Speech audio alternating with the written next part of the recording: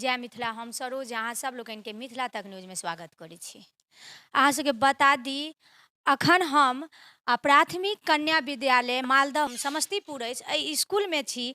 आ देख सकै छियै लिखावट जे छै से कंप्यूटर पर जहिना लिखायल जाइ छै तहिना हूबहू कंप्यूटर राइटिंग जे छै से ई ऑफिस अछि कन्या विद्यालयके, जतऽ अहाँके देख सकै छियै जे कि लिखल अछि। चूँकि स्कूल शिक्षकके अगर बात होय तऽ हमसब शिक्षक दिवस मनबै छी, जे डॉक्टर सर्वपल्ली राधाकृष्णन जीके हमसब हमेशा प्रेरणा आदर्श मानि कऽ जे छै से जे भी टीचर छथिन हुनके आदर्श मानि कऽ आगाँ बढ़ै छथिन। आ हुनके लिखल गेल अछि से देख सकै छियै, शिक्षक वह नहीं जो छात्र के दिमाग में तथ्यों को जबरन से, बल्कि वास्तविक शिक्षक तो वह है जो उसे आने वाले कल के लिए तैयार करे। और ई स्कूल पर जे से सटीक बैसैया, जे स्कूल में पढ़बै के जे पैटर्न अइ से सेम टू सेम तेहने अइ। हम एहि स्कूलमे एलहुँ हेँ, एहि स्कूलके जे छै से सहीमे एक एक चीज जे छै से वायरल होबऽवला छै।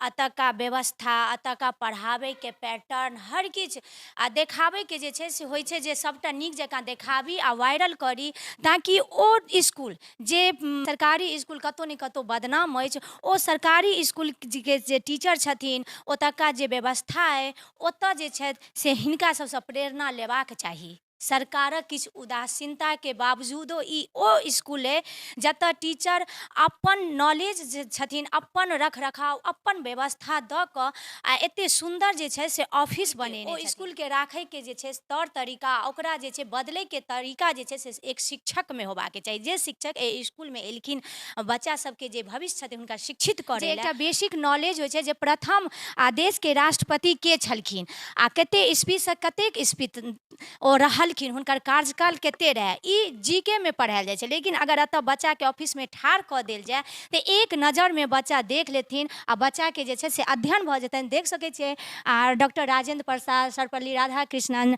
डॉक्टर जाकिर हुसैन, वीपी गिरी, फखरुद्दीन अली अहमद, अहिना जेना जेना राष्ट्रपति बनल गेलखिन हेँ, हुनकर अवधि छलनि हेँ कार्यकालके, ओ दैत के लास्ट रामनाथ कोविंद 2017 जे अखन बदलखिन हेँ, आब हुनकर पोस्टर जे छथिन से आब लागऽवला अछि। आ देख सकै छियै ने, पिछला जे रामनाथ कोविंद छलखिन हेँ जे 2017सँ कंटिन्यू एलखिन, जे 2022में बदलखिन हेँ, आ मुर्मू द्रौपदी जे छथिन से बनलखिन हेँ, जे हुनकर आब लगनाइ जे छै से बस बाकी अछि। आर एकटा इहो एक यूनिक कहि सकै छियै जे स्कूलमे टीचर जे छथिन, जे पढ़ा रहल छथिन, हुनको ब्यौरा जे छै से ऑफिसमे लागल छै। आ बार बार कहै छी जे ई रियलीमे जे छै से बड़ाइके योग अछि सरकारी स्कूलके। और एहि स्कूलके जे छै से हमरा अनुसारसँ बिहारके जतेक स्कूल छै, पूरा स्कूल जे एहि स्कूलसँ सीखैके एकटा प्रेरणा भेटैए। और ई खबर जे अइ से वायरलसँ कम नहि अछि, ई पूरे बिहार नहि, अलगो स्टेट तक ई खबर जे छै से जाय और एतऽसँ प्रेरणा लेत। आ बुकके जे छै से डिस्प्ले भी एतऽ छै, आ जतेक बुक छै से बहुत सुन्दरसँ सजा कऽ एकरा डिस्प्ले कयल गेलैए। आ दुनू साइड छै, हम दुनू साइडके देखायब जे कतेक सुन्दरसँ बुकके डिस्प्ले कयल गेलैए।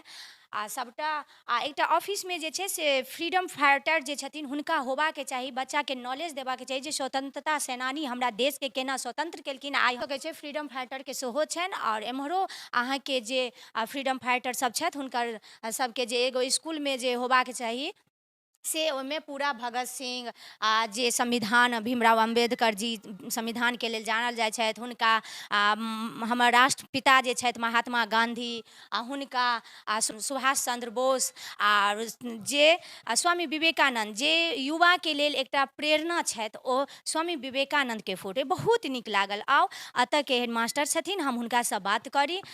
सर अपनेके परिचय देबै। मेरा नाम अशोक कुमार पासवान है।